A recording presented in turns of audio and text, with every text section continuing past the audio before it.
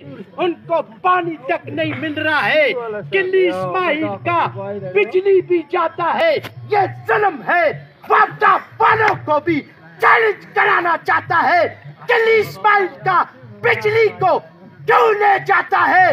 वापडा वाले होश का नाखून ले लो, तुम्हारे खिलाफ भी धरना देंगे, रोडों पे निकल जाएंगे।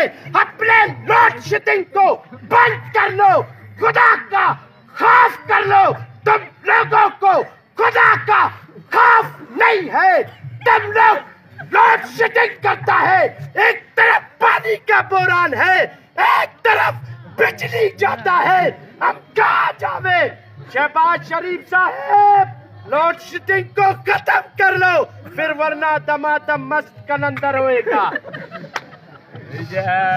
ये हाल बिगड़ गया है, यहाँ तक ये शाबाश टाउन का 60 लोगों का बिजली को क्यों नहीं ले जाता है?